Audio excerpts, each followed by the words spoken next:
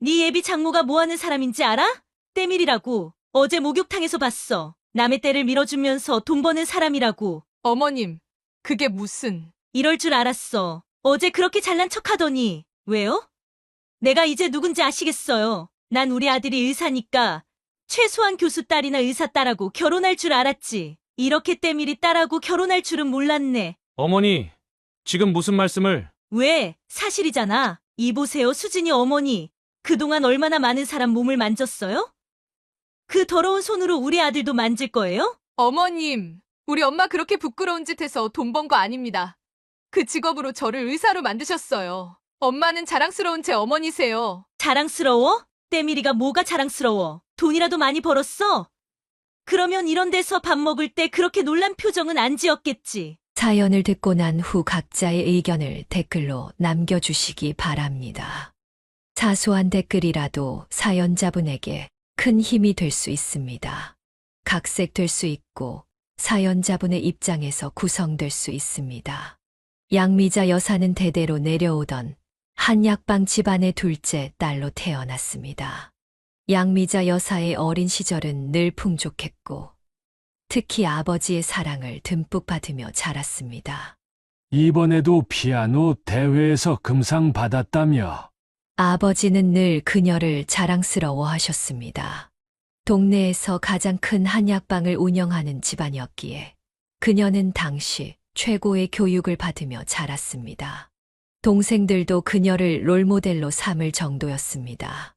그녀의 방에는 피아노가 있었고 매일 레슨을 받으러 오는 가정교사도 있었습니다.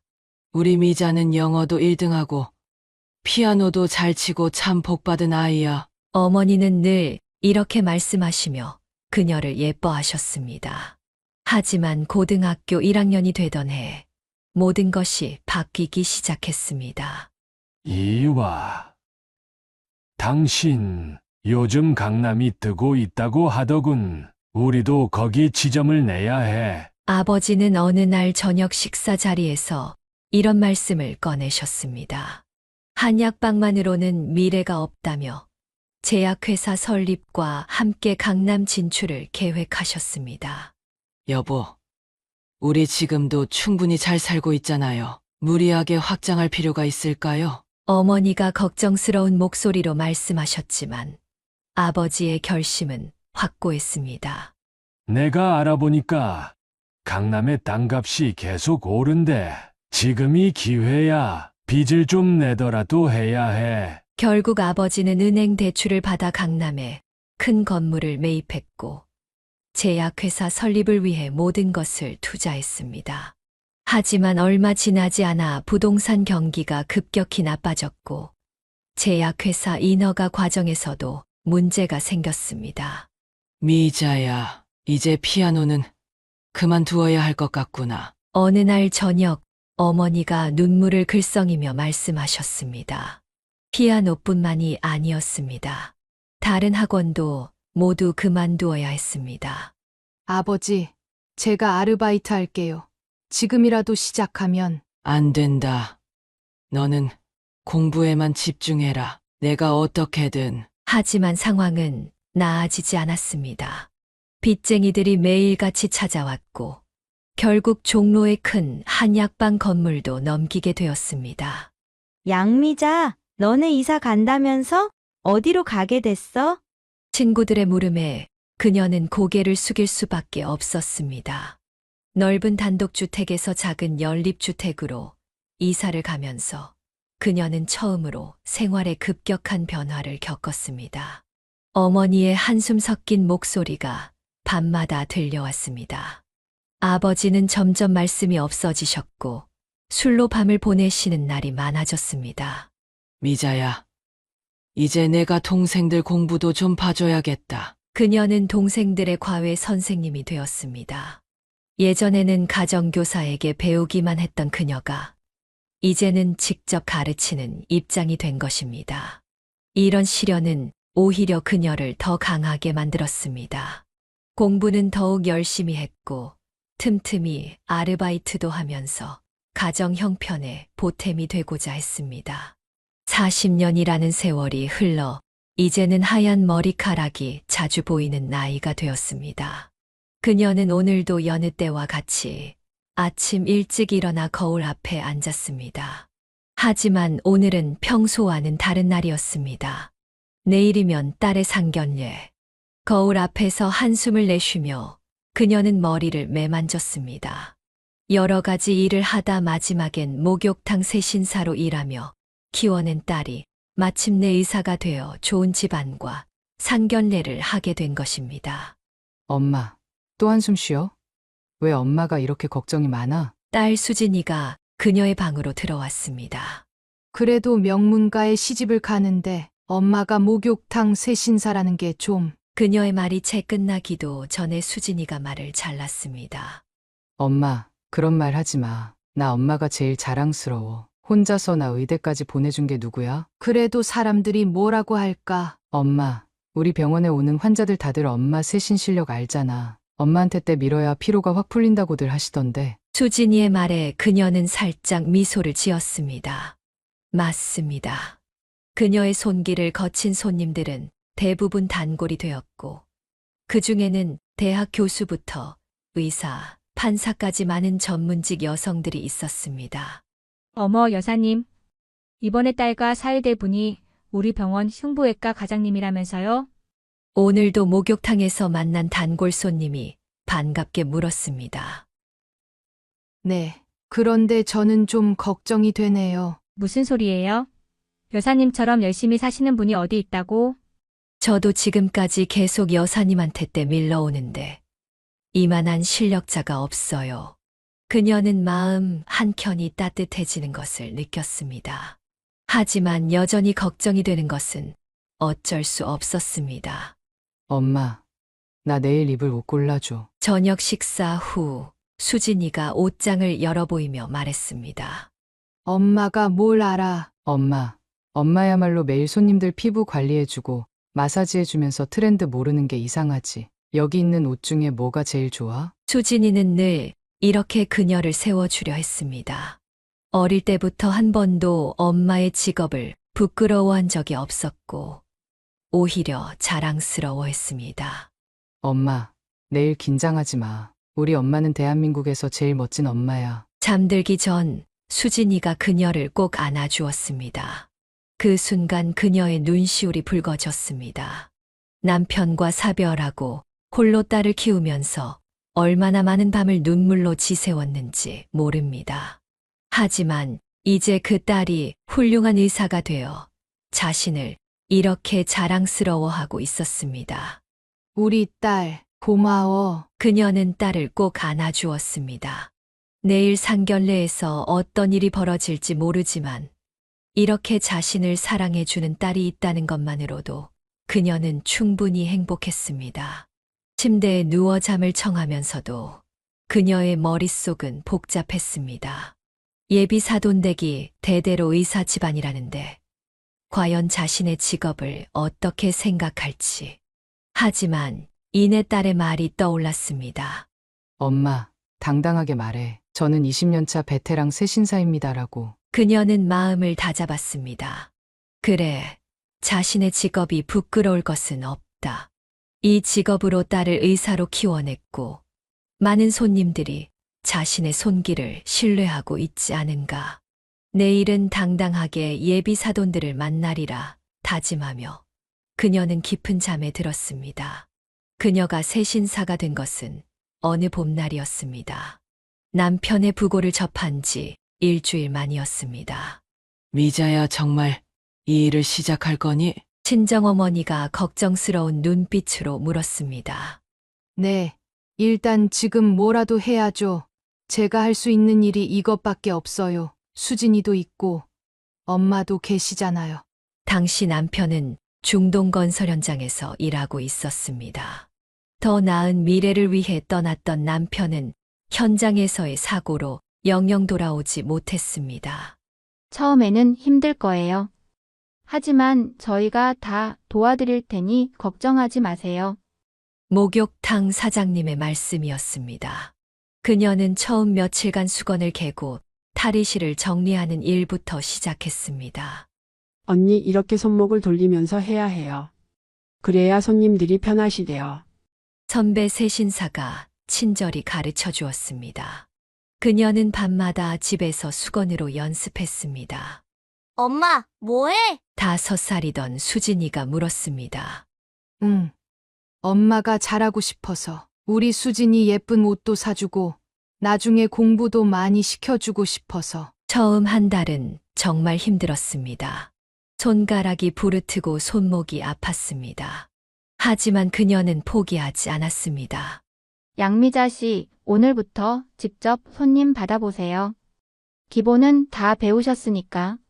2달이 지나자 사장님이 그녀를 믿어주었습니다. 첫 손님을 받던 날, 그녀의 손은 떨렸습니다. 어머, 손길이 참 부드럽네, 신입이세요? 첫 손님의 칭찬에 그녀는 눈물이 날 것 같았습니다. 수진아, 오늘 엄마가 첫 월급 받았어. 우리 떡볶이 먹으러 갈까? 와, 엄마 최고! 한 달 월급으로 딸과 외식을 하던 날, 그녀는 마음속으로 다짐했습니다.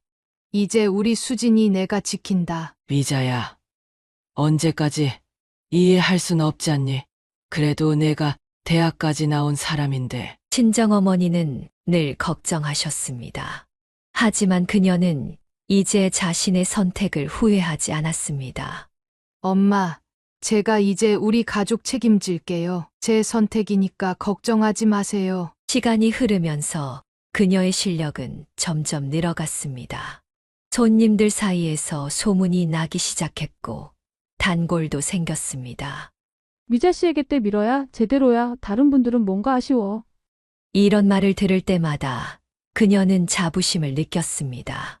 힘들었던 처음의 시간들이 이제는 보람으로 바뀌어 가고 있었습니다. 이제 우리 목욕탕에서 일한 지도 오래되셨고 실력도 좋아지셨으니 급여도 올려드릴게요. 사장님의 인정을 받으면서 수입도 늘어났습니다. 이제 수진이의 학원비도 부담할 수 있게 되었고 친정어머니의 약값도 걱정하지 않아도 되었습니다. 여보, 보고 있나요? 나 잘하고 있죠? 가끔 밤하늘을 보며 남편을 그리워했지만 이제는 눈물 대신 미소를 지을 수 있었습니다. 그녀는 자신의 직업에 자부심을 가지게 되었고 이 일을 통해 가족을 지켜낼 수 있다는 것에 감사했습니다. 세월이 흘러 이제는 목욕탕의 베테랑이 되었습니다. 그 시간 동안 그녀의 손길은 수많은 사람들에게 위로가 되었고 그 시간만큼 딸 수진이도 훌륭하게 자라주었습니다. 그렇게 시간이 흘러 수진이가 중학생이 되었습니다. 그녀는 딸이 학교에서 어떤 어려움을 겪을지 몰랐습니다. 엄마, 나 오늘도 도서관에서 공부하다 올게. 어느 날 수진이가 평소보다 이른 시간에 가방을 챙기며 말했습니다. 왜 이렇게 일찍 가니? 아침도 제대로 안 먹었는데. 괜찮아. 학교 앞에서 빵 사 먹을게. 수진이의 행동이 수상했지만 바쁜 출근 시간이라 그녀는 자세히 물어볼 겨를이 없었습니다. 수진이 어머님 혹시 잠깐 시간 되세요? 그날 오후 수진이의 담임 선생님께서 전화를 주셨습니다. 수진이가 요즘 아침 일찍 와서 계단 밑에서 혼자 공부하더라고요. 친구들이랑 안 어울리는 것 같아서요. 선생님의 말씀에 그녀의 가슴이 철렁 내려앉았습니다. 수진아, 엄마한테 말해줘. 무슨 일 있는 거니? 그날 저녁 수진이를 꼭 안아주며 물었습니다.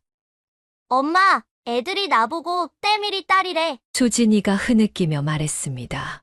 근데 나는 그게 자랑스러운데 애들은 자꾸 놀리고 그래서 그냥 피하고 싶었어. 수진아, 엄마가 얼마나 열심히 일하시는데 나는 엄마가 자랑스러워. 근데 애들은 몰라. 그녀는 딸을 더욱 꼭 안아주었습니다. 우리 딸, 엄마한테 이런 말 진작 해줬어야지. 엄마를 창피하게 하고 싶지 않았어. 절대 창피하지 않아. 엄마는 우리 수진이가 자랑스럽다. 그날 이후 수진이는 달라졌습니다. 더 이상 숨지 않았고 오히려 당당해졌습니다. 우리 엄마는 마사지 전문가야. 피부과 의사 선생님도 우리 엄마한테 때 밀러 오신다고. 수진이는 이제 친구들에게 당당히 말했습니다. 진짜. 나도 너희 엄마한테 한번 가보고 싶다. 친구들의 반응도 달라졌습니다. 엄마, 나 이번에 전교 1등 했어. 중학교 2학년 1학기 기말고사에서 수진이는 전교 1등을 했습니다. 우리 딸이 해냈구나. 응.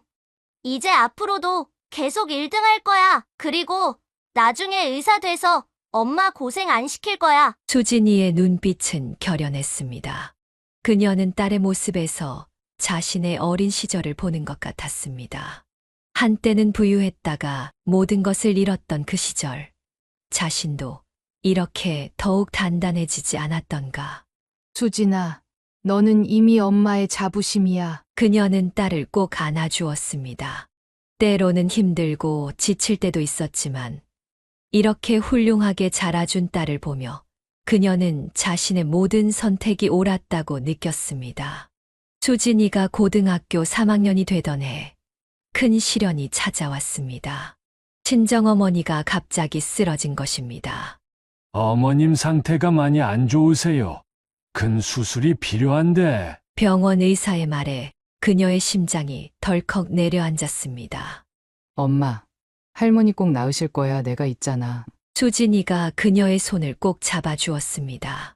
그동안 모아둔 수술비가 있었지만 수진이의 대학 등록금을 위한 것이었습니다. 원래 저희는 가불이 안 되는데 그동안 여사님이 성실하게 일한 거 봐서 해드리는 겁니다. 목욕탕 사장님의 도움으로 수술비를 마련했습니다. 하지만 수술 후 긴 입원 생활로 인해 병원비는 계속 늘어갔습니다. 미자야, 이제 그만 나는 옛 시간이 얼마 남지 않은 것 같구나. 어머니는 결국 3개월간의 투병 생활 끝에 눈을 감으셨습니다. 장례를 치르고 집으로 돌아온 날, 그녀는 딸의 품에서 오열했습니다. 엄마, 내가 있잖아. 할머니가 나한테 늘 그러셨어. 너는 꼭 의사가 되어야 한다고. 수진이는 더욱 열심히 공부했습니다. 학교가 끝나면 도서관에서 밤늦게까지 공부하고 주말에도 쉬지 않았습니다. 미자 씨, 이제 좀 쉬세요. 너무 무리하시는 거 아니에요?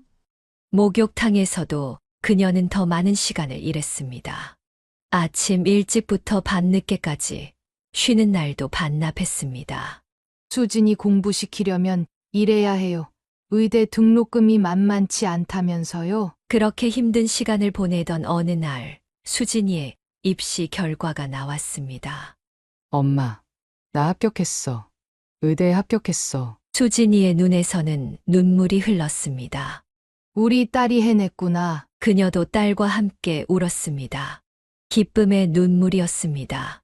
할머니가 보시면 얼마나 좋아하셨을까. 할머니는 지금 하늘에서 보고 계실 거야. 우리 수진이가 의사 되는 걸 꼭 보고 싶어 하셨는데. 하지만 기쁨도 잠시 현실적인 고민이 찾아왔습니다. 의대 등록금은 생각보다 더 비쌌습니다. 엄마, 나 장학금 신청해 볼게. 그리고 과외도 할 수 있을 것 같아. 안 돼.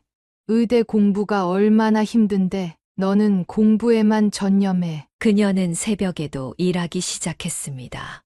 다른 목욕탕에서 아침 준비 일도 했습니다. 양 여사님, 우리 목욕탕에서도 일해주시면 안 될까요? 소문을 듣고 찾아온 다른 목욕탕 사장님들의 제안도 있었습니다. 그녀는 모든 제안을 받아들였습니다. 엄마, 내가 알아봤는데 반액 장학금을 받을 수 있대. 수진이의 노력으로 장학금도 받게 되었습니다. 양미자 씨, 정말 대단하세요. 딸을 의사로 만드시다니. 주변 사람들의 칭찬이 늘어났지만 그녀는 아직도 갈 길이 멀다고 생각했습니다. 우리 수진이가 훌륭한 의사가 될 때까지 이 엄마가 꼭 뒷바라지 해줄 거야. 그녀는 매일 밤 잠들기 전 하늘에 계신 어머니께 기도했습니다. 엄마, 우리 수진이 잘 크죠? 이제 의사가 되어서 아픈 사람들 도울 거예요. 엄마가 그렇게 바라시던 대로요. 그렇게 6년간의 의대 생활과 1년의 인턴 생활을 마치고 수진이는 내과 레지던트가 되었습니다. 그녀는 딸이 병원에서 밤늦게까지 일하는 모습을 보며 마음이 아팠습니다. 수진아, 너무 무리하지 마. 밥은 제대로 먹고 다니니? 엄마, 나는 엄마보다 덜 힘들어. 엄마는 나 의대 보내려고 얼마나 고생하셨어. 어느 날 수진이가 설레는 목소리로 전화를 걸어왔습니다. 엄마, 나 좋아하는 사람이 생겼어. 어머, 누군데? 우리 병원 흉부외과 선생님. 처음엔 수술할 때 마주치다가 준혁은 수진이보다 5살이 많았습니다.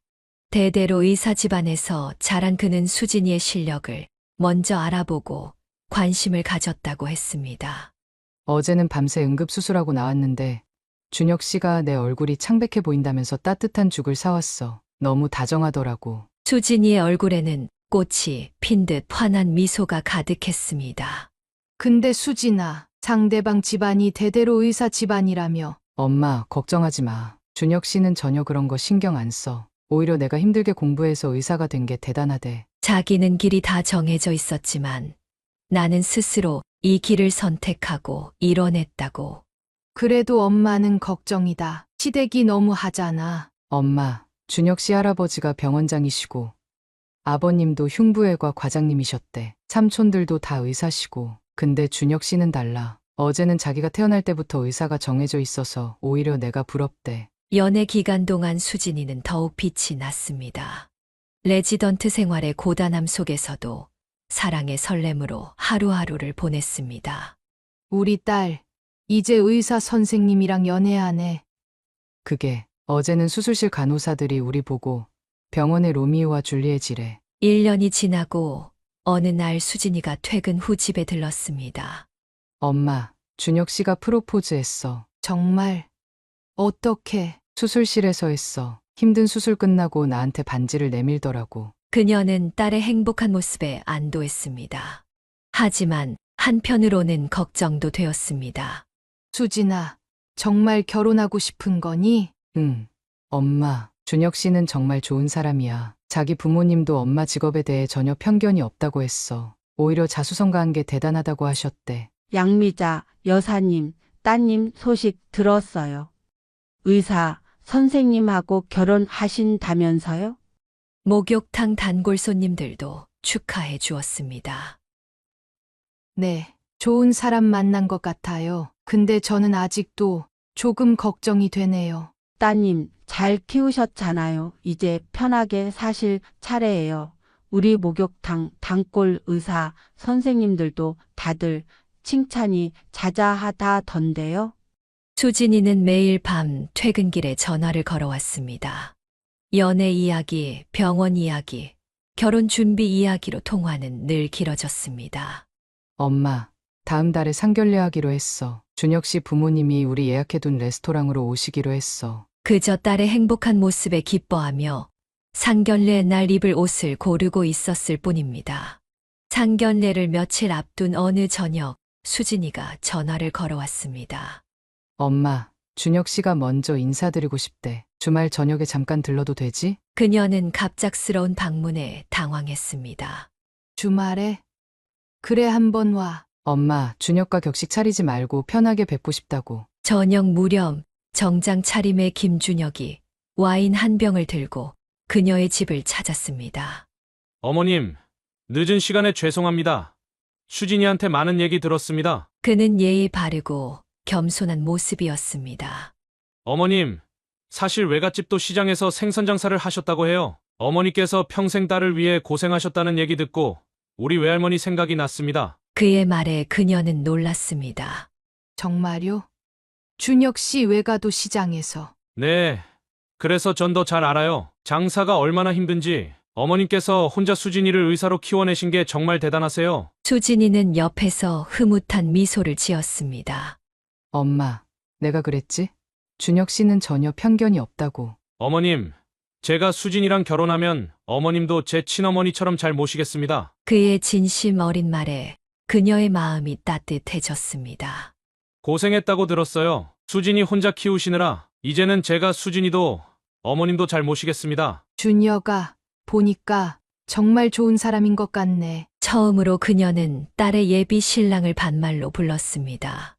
어머님, 제가 하나 부탁드려도 될까요? 저도 어머님이라고 편하게 불러주시면 좋겠어요. 준혁의 따뜻한 말에 그녀의 눈시울이 붉어졌습니다. 어머님, 상견례 때 우리 어머님이 조금 긴장하실 수 있어요. 대대로 의사 집안이라 체면을 중요하게 생각하시거든요. 하지만 걱정 마세요. 그의 말에 그녀는 조금 안심이 되었습니다. 나도 최선을 다해 볼게. 다음 날 아침 그녀는 오랜만에 가벼운 발걸음으로 목욕탕으로 향했습니다.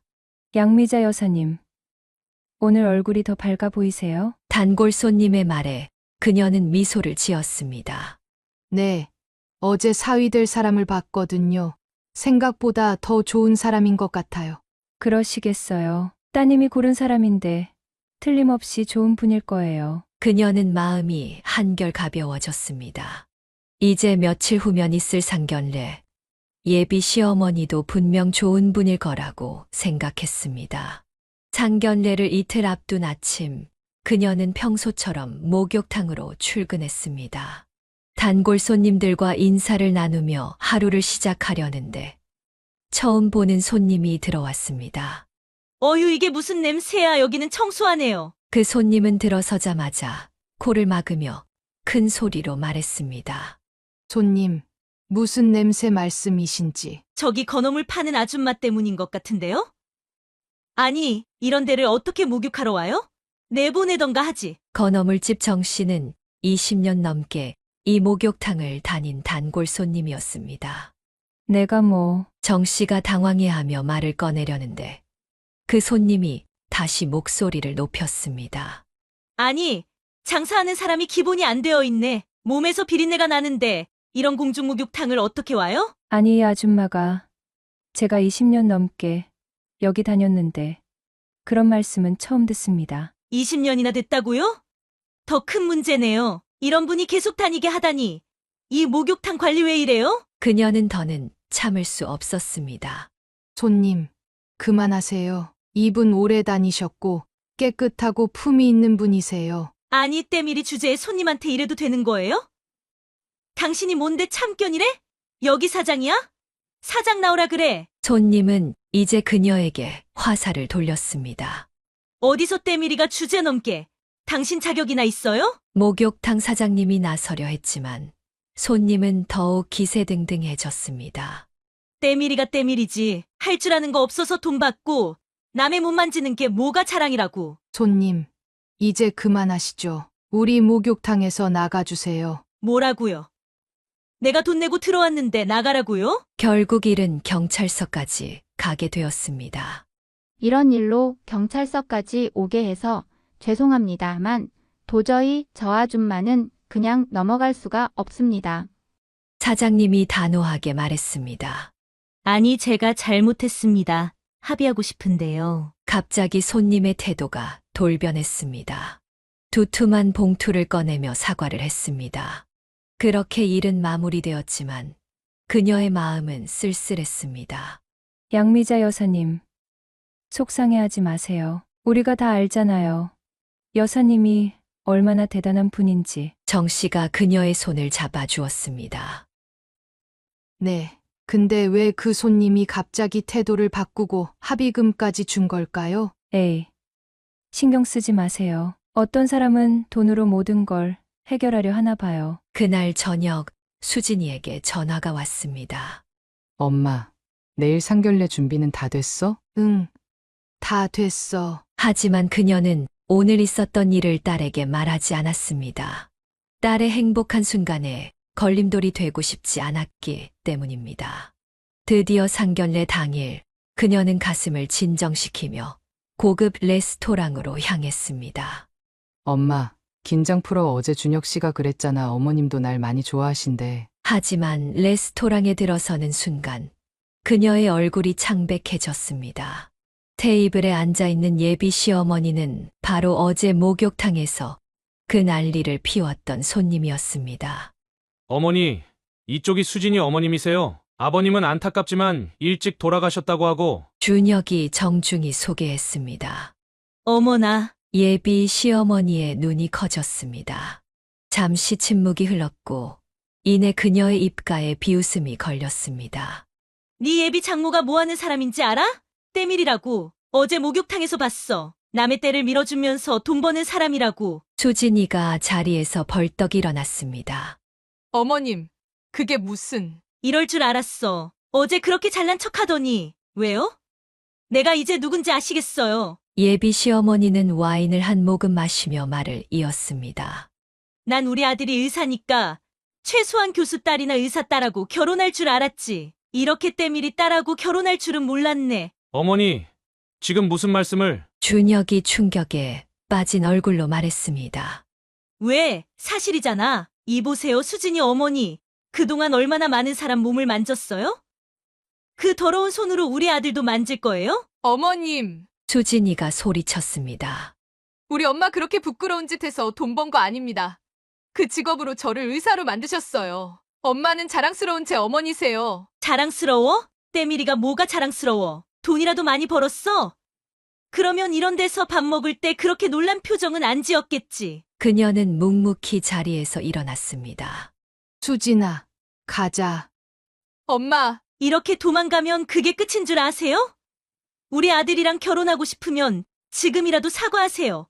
어제 일, 결혼 못합니다. 수진이가 단호하게 말했습니다. 어머님 같은 분을 시어머니로 모시느니 차라리 결혼을 안 하는 게 낫겠어요. 준혁 씨, 미안해요. 하지만 전 우리 엄마가 더 소중해요. 수진아, 이게 무슨... 준혁이 당황한 듯 말했지만 수진이는 이미 그녀의 손을 잡고 레스토랑을 나서고 있었습니다. 감히 때밀이 주제에 뒤에서 들리는 예비 시어머니의 고성이 레스토랑을 울렸습니다. 하지만 그녀는 뒤돌아보지 않았습니다. 밖으로 나온 수진이가 그녀를 꼭 안았습니다. 엄마, 미안해. 내가 잘못 봤어. 우리 딸이 뭐가 미안해. 엄마가 미안하지. 아니에요. 엄마는 절대 미안하다는 말 하지 마요. 엄마는 세상에서 제일 멋진 우리 엄마예요. 택시를 타고 돌아오는 길, 그녀는 딸의 어깨에 기대어 조용히 눈물을 흘렸습니다. 그것은 굴욕의 눈물이 아닌 자신을 지켜준 딸에 대한 고마움의 눈물이었습니다. 상견례 이후 이틀 동안 그녀는 충격과 상실감으로 힘든 시간을 보냈습니다. 목욕탕에도 나가지 못하고 집에만 있었습니다. 엄마, 밥은 먹어야지. 수진이가 퇴근 후에 들러 챙겨주었지만 그녀는 아무것도 먹고 싶지 않았습니다. 난 그저 우리 딸 결혼시키고 싶었을 뿐인데. 그렇게 우울한 시간을 보내고 있을 때 세 번째 날 아침. 양미자 여사님 계세요? 말씀드릴 게 있어서 왔는데. 건어물집 정 씨가 목욕탕을 찾아왔습니다. 무슨 일이세요? 어제 그 일 있고 나서 제가 우리 가게 CCTV를 다시 봤어요. 정 씨는 떨리는 손으로 휴대폰을 꺼냈습니다. 화면에는 지난 몇 달 동안 예비 안사돈이 건어물 가게를 찾아와 행패를 부리는 장면들이 담겨 있었습니다. 이 여자가 한 달에 한 번씩 우리 가게에 왔더라고요. 일부러 손님 많을 때 와서 시비를 걸고.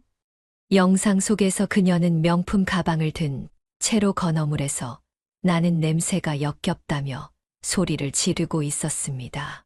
다른 상인들도 하나둘 이야기를 보태기 시작했습니다.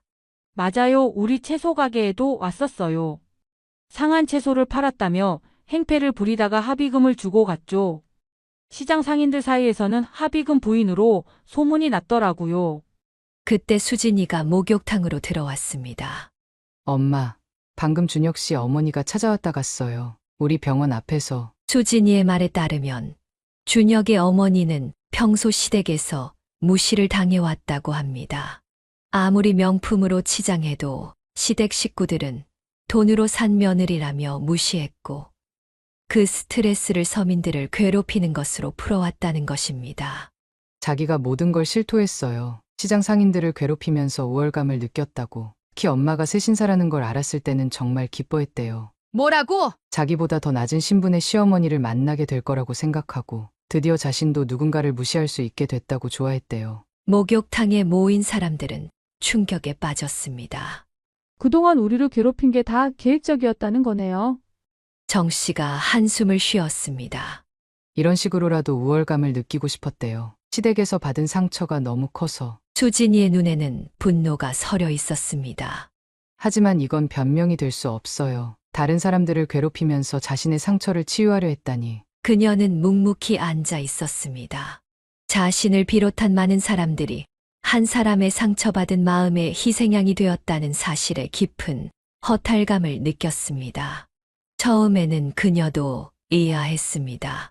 그토록 당당하고 도도하던 예비 안사돈이 하루아침에 이렇게 달라진 것이 이해되지 않았습니다.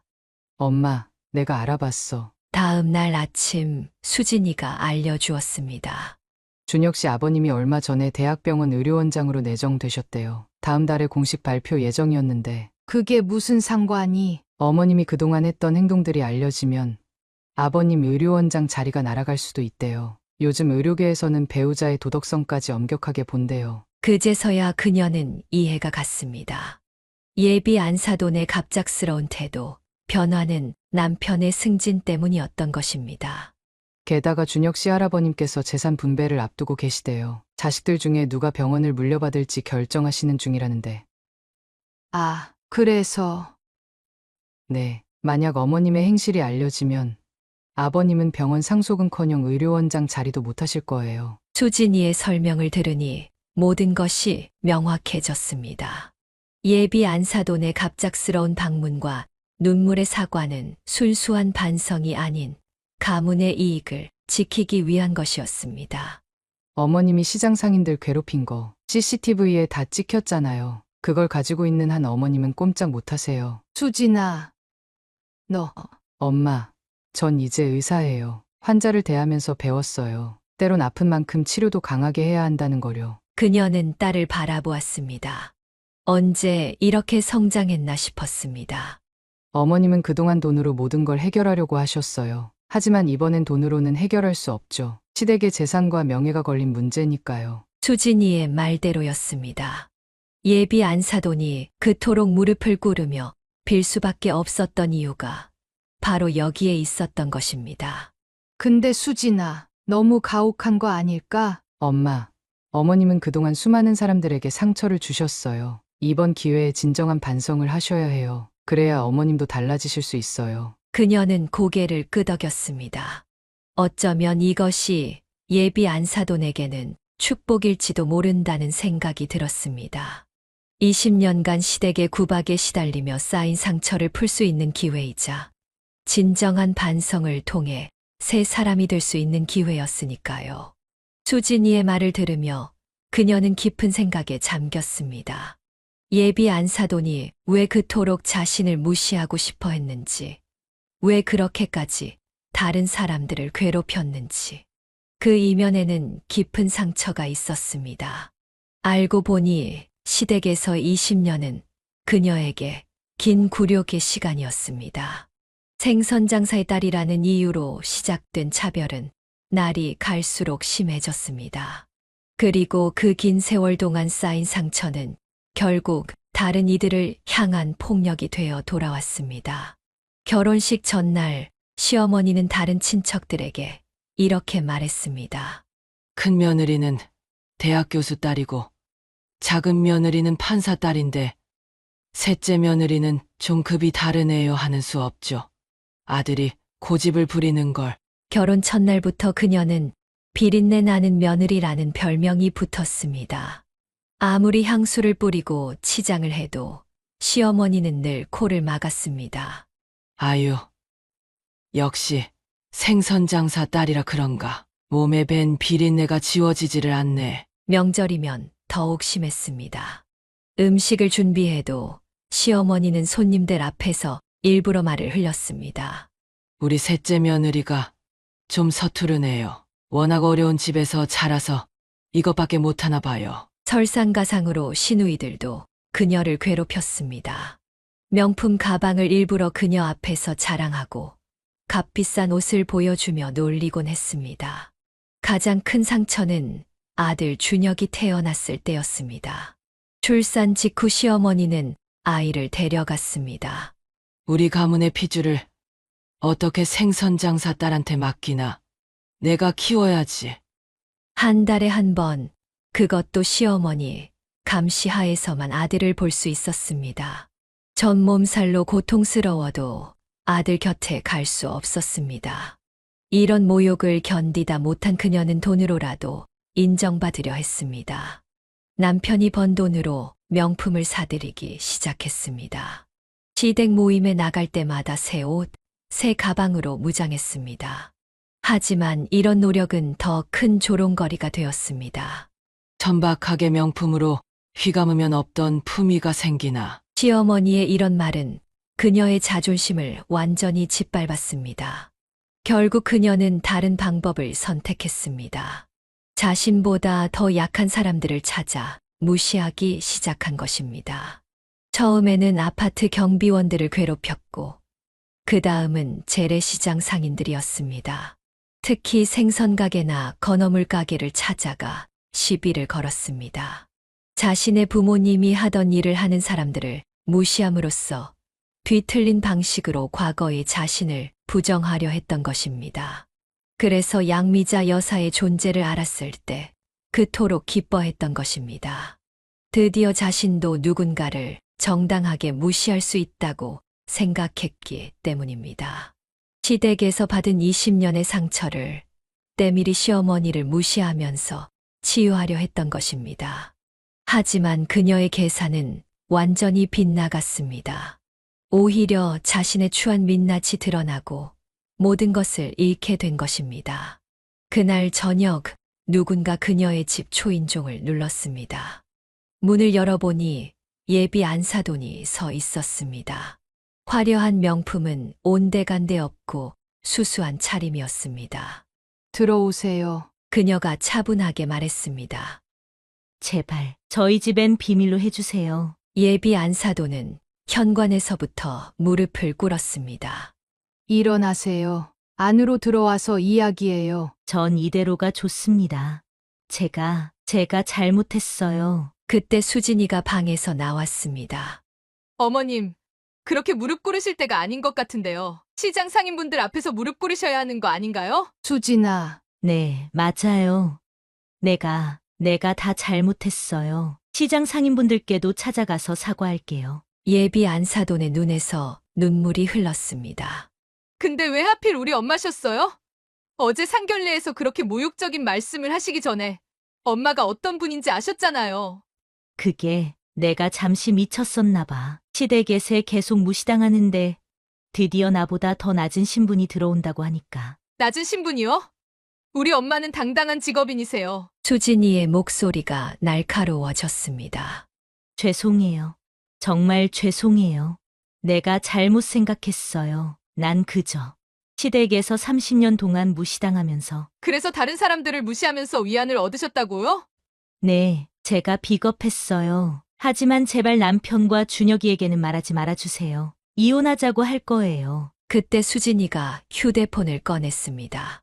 그럼 이렇게 하시죠. 지금 사과 영상을 찍으세요. 그동안 괴롭히신 모든 분들께 네, 찍으세요.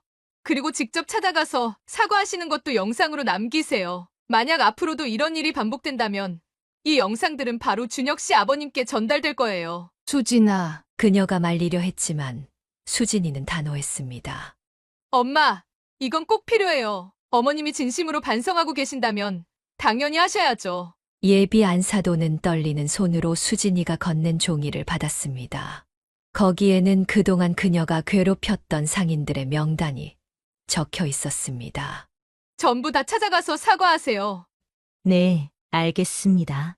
그리고 한 가지 더. 우리 엄마께 진심으로 사과하세요. 새 신사라고 무시하신 것에 대해서. 예비 안사돈은 그녀 앞에 다시 무릎을 꿇었습니다. 정말 죄송합니다.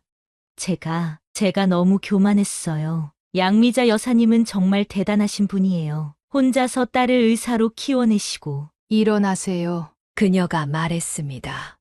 이제 그만 가보세요. 앞으로 어떻게 사실 건지는 어머님의 선택입니다. 예비 안사돈은 흐느끼며 일어섰습니다.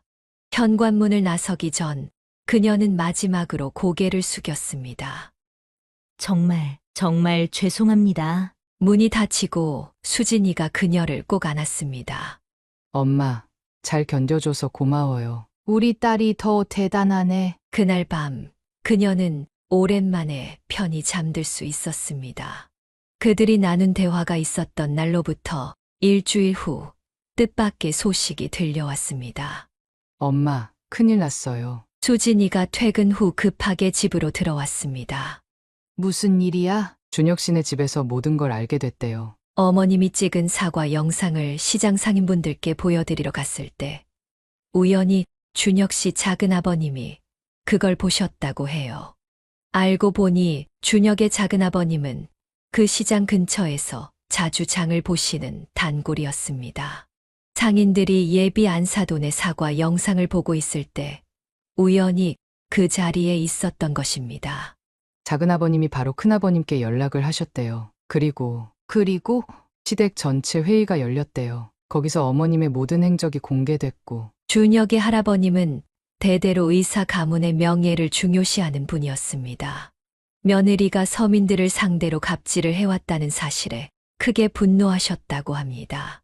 할아버님께서 아버님을 호출하셨대요. 내 집사람이 이런 짓을 하고 다녔는데 어떻게 책임질 거냐고. 더욱 충격적인 것은 예비 안사돈의 과거 행적도 모두 드러났다는 것입니다. 다른 지역의 시장에서도 비슷한 일들이 있었고 그동안 합의금으로 무마해왔다는 사실이 밝혀진 것입니다. 아버님이 어머님께 이혼을 요구하셨대요. 가문의 명예를 지키기 위해서는 어쩔 수 없다고. 세상에. 게다가 할아버님께서 이런 사람과 살림을 같이 했다는 이유로 아버님의 병원 상속권도 박탈하신다고 하셨대요. 예비 안사돈의 행동이 결국 가족 전체에게 돌이킬 수 없는 상처를 남긴 것입니다. 그날 밤 준혁에게서 문자가 왔습니다. 수진이가 이런 어머니의 며느리가 되지 않아서 다행입니다. 죄송합니다. 그리고 며칠 후 예비 안사돈은 결국 시댁에서 쫓겨나게 되었습니다. 그동안 시댁에서 받았던 모든 재산과 명품들도 반환해야 했습니다. 엄마, 어머님이 결국 오늘 집에서 나오셨대요. 당분간 동생 집에서 지내신다고. 그렇게 됐구나. 근데 이상한 건 어머님이 오히려 홀가분해 보이신다고 하더라고요. 마치 20년 동안의 무거운 짐을 내려놓은 것처럼. 그녀는 깊은 한숨을 내쉬었습니다. 한 사람의 잘못된 선택이 이렇게 큰 파장을 일으킬 수 있다는 사실이 안타까웠습니다. 우리 수진이는 앞으로 더 열심히 살아야 할 것 같네. 네. 엄마, 전 우리 엄마처럼 당당하게 살 거예요. 다른 사람을 무시하지도 누구에게 무시당하지도 않고. 사건 이후 예비 안사돈의 진짜 민낯이 더욱 적나라하게 드러났습니다. 어머님이 예전에 살던 동네에서도 비슷한 일을 벌이셨대요. 거기서는 재래시장이 아니라 아파트 경비원들을 괴롭히셨다고. 알고 보니 예비 안사돈은 이사 다닐 때마다 이런 행패를 반복했다고 합니다. 돈 있는 집 며느리라는 우월감으로 경비원들에게 막말을 하고 지하 주차장 청소가 마음에 들지 않는다며 한밤중에 불러 꾸중을 했다고 합니다. 수진이의 말에 따르면 예비 안사돈은 시댁 모임에서도 문제를 일으켰다고 합니다. 다른 며느리들의 출신을 들먹이며 은근히 무시하고 자신의 명품을 과시하며 우월감을 표현했다고 합니다. 한 번은 사촌 동서가 백화점 주차장에서 어머님을 봤대요. 어머님이 주차 요원한테 소리를 지르고 계셨다고. 당신들이 뭔데 감히 내 차에 흠집이 났다고 말도 못 꺼내게 해라고요. 그녀는 한숨을 내쉬었습니다.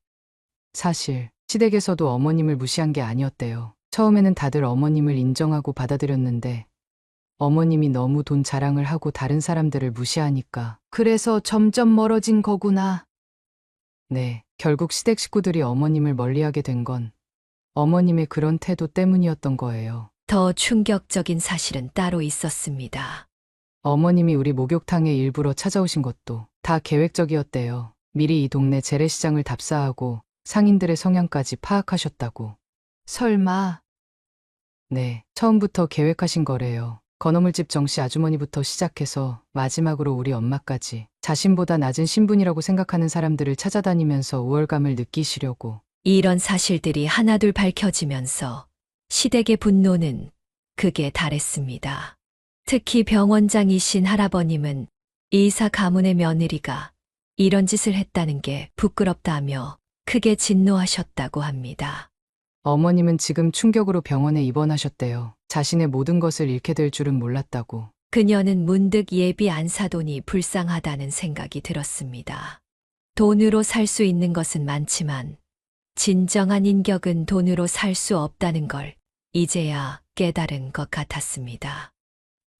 엄마, 난 이제 더 열심히 살아야겠어요. 누구도 무시하지 않고 그렇다고 누구한테도 무시당하지 않는 당당한 의사가 될 거예요. 시댁과의 관계가 완전히 끝난 후 수진이는 더욱 열심히 일했습니다. 환자들을 대하는 모습은 전보다 더욱 따뜻해졌고 연구에도 매진했습니다. 엄마, 나 이번에 논문이 국제학술지에 실렸어. 어느 날 저녁 수진이가 들뜬 목소리로 전화를 걸어왔습니다. 우리 딸 대단하네. 근데 엄마는 그런 거 잘 모르니까 자세히 설명해줘. 심장 수술 후 재활치료에 관한 새로운 방법을 연구했어. 특히 저소득층 환자들도 쉽게 따라할 수 있는 방법으로. 수진이의 설명을 들으며 그녀는 가슴이 뭉클해졌습니다. 자신이 겪었던 어려움을 통해 오히려 더 따뜻한 의사가 된 것 같았습니다. 실은 엄마, 내가 최연소 교수 임용에 도전하려고 해. 정말 그게 가능한 거야? 쉽지는 않아. 하지만 내 논문이 좋은 평가를 받고 있고 수술 성공률도 높거든. 무엇보다 저소득층 환자들을 위한 연구를 계속하고 있어서. 그녀는 딸의 포부에 감동했습니다. 엄마가 그동안 고생하면서 나를 키워준 것처럼 나도 어려운 환자들에게 힘이 되고 싶어. 수진이는 매일 새벽 5시에 출근했습니다. 퇴진 전에 환자들의 상태를 꼼꼼히 체크하고 밤늦게까지 연구실에서 논문을 썼습니다. 선생님, 또 이렇게 일찍 오셨네요. 병원 경비 아저씨는 이제 수진이를 보는 것이 일상이 되었습니다. 어머님이 딸을 의사로 키우시느라 얼마나 고생하셨을까. 그 마음으로 환자들을 대하려고 해요. 수진이는 종종 이렇게 말했습니다. 선생님 덕분에 제가 살았습니다. 수술 후 회복한 환자들의 감사 인사를 들을 때마다 수진이는 어머니를 떠올렸습니다. 엄마, 이번 주말에 시간 돼? 왜? 무슨 일 있어? 교수 임용 면접이 끝나고 결과를 기다리는 중인데 엄마랑 등산 가고 싶어. 갑자기 등산은 왜? 옛날에 내가 중학생 때 엄마가 나 데리고 북한산 갔던 거 기억나? 그때 엄마가 그러셨잖아. 세상에 못할 일이 어디 있냐고. 그녀도 그날을 기억했습니다. 딸이 때밀이 딸이라고 놀림을 받았을 때 용기를 주기 위해 등산을 갔었죠. 그래. 가자. 엄마도 오랜만에 등산하고 싶네. 모자는 함께 북한산에 올랐습니다. 정상에 도착했을 때 수진이가 말했습니다. 엄마, 내가 최연소 교수가 되면 첫 월급으로 뭘 하고 싶은지 알아? 뭔데? 엄마한테 건강검진권 선물할 거야. 평생 남의 몸을 씻겨주면서 정작 본인 건강은 안 챙기잖아. 그녀의 눈시울이 붉어졌습니다.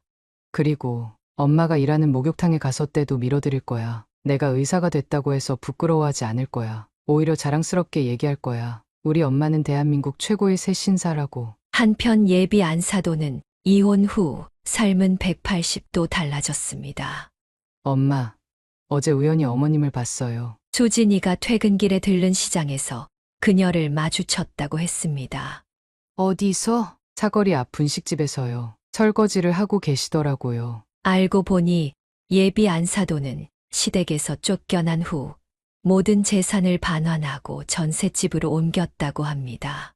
명품 가방도 반지도 모든 것을 내놓아야 했습니다. 처음에는 동생 집에 있었대요. 근데 동생 남편이 싫어해서 나오셨대요. 그래서 지금은? 네, 생계를 위해 식당 일을 시작하셨대요. 더 아이러니한 것은 그녀가 일하는 식당이 바로 그녀가 예전에 괴롭혔던 시장 근처였다는 점입니다. 어머님이 그러시더라고요. 매일 아침 시장 상인들과 마주치는 게 지옥 같대요. 예전에 자기가 무시했던 그분들이 이제는 자기 손님이 되었다고. 세상에. 손님들 밥그릇을 닦으면서 매일 울었대요. 자기가 전에 그렇게 무시했던 일을 이제는 직접 하고 있다고. 특히 충격적인 것은 그녀의 외모 변화였습니다. 화장기 하나 없이 때 묻은 앞치마를 두르고 계시더라고요. 전에는 상상도 할 수 없었던 모습이었어요. 준혁이는 사돈을 만나러 가나? 아니요. 아버님이 만나지 말라고 하셨대요. 이제는 남이라고. 예비 안사도는 매일 새벽 4시에 일어나 장을 보고 밤 10시까지 일한다고 합니다. 주말도 없이 일해야 겨우 월세를 낼 수 있다고 합니다. 어머님이 저한테 그러시더라고요. 이제야 내 어머님 마음을 이해하겠다고. 더욱 아이러니한 것은 그녀가 일하는 식당에 가끔 시댁 식구들이 들른다는 것입니다. 작은 어머님이 일부러 오신대요. 어머님이 설거지하는 모습을 보면서 점심을 드시고. 하지만 이런 고난이 그녀를 완전히 다른 사람으로 만들었습니다. 요즘은 시장 상인들한테 매일 인사하신대요. 진심으로 죄송하다고. 그리고 가끔 무거운 짐도 들어주시고. 많이 달라지셨구나. 네, 어제는 제가 보는 앞에서 우시더라고요. 내가 이렇게 살아야 했던 거구나. 이래야 진짜 사람이 되는 거구나 하시면서. 그녀의 진심 어린 반성은 조금씩 시장 사람들의 마음을 움직이기 시작했습니다. 어제는 건어물집 정씨 아주머니가 어머님한테 김치를 주셨대요. 이제 좀 살이 빠지셨다면서요. 인생의 쓴맛을 제대로 보고 나서야 그녀는 진정한 삶의 의미를 깨달은 것 같았습니다. 엄마, 어머님 보면서 다시 한번 느꼈어요. 우리 엄마가 얼마나 대단하신지. 1년이 지난 어느 날 그녀는 여전히 목욕탕에서 손님들의 때를 밀어주고 있었습니다. 양미자 여사님 그때 그 일 기억나세요? 단골 손님인 건어물집 정씨가 물었습니다. 아이고, 그 얘기를 왜 또, 지금 생각해도 참, 우리 수진이가 그런 집안하고 결혼할 뻔했다니 아찔해요. 목욕탕 이모님들도 대화에 끼어들었습니다. 그러게 말이에요. 얼마나 독한 사람이었으면 시댁에서도 내쫓겼겠어요. 제가 지난번에 분식집에서 봤어요. 하도 달라진 모습이라 처음엔 알아보지도 못했다니까요. 그녀는 묵묵히 손님의 등을 밀어주며 들었습니다. 근데 양미자 여사님 딸은 잘 지내죠? 네, 이제 곧 교수 될 거래요. 정말요? 아이고 축하드려요. 역시 우리 수진이는 달라. 단골 손님들은 진심으로 기뻐해 주었습니다. 그때 그 예비 시어머니가 얼마나 잘난 척했었나. 그런데 지금은 식당 설거지를 한다면서요?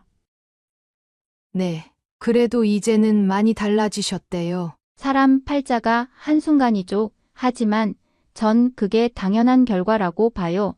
평생 남을 무시하면서 살았으니. 목욕탕 사장님이 수건을 정리하며 말했습니다. 그래도 양미자 여사님은 달라요. 20년 넘게 한결같이 성실하게 일하시는 거 보면 다들 존경한다니까요. 맞아요. 우리 며느리도 항상 양미자 여사님한테 때 밀어달래요. 손길이 정성스럽다고. 그녀는 쑥스러워하며 웃었습니다. 과찬이세요. 과찬이 아니라 사실이죠. 딸도 훌륭하게 키우시고. 문득 수진이에게서 전화가 왔습니다. 엄마, 나 오늘 일찍 퇴근할 수 있을 것 같아. 목욕탕에서 기다리고 있을게. 오늘은 왜?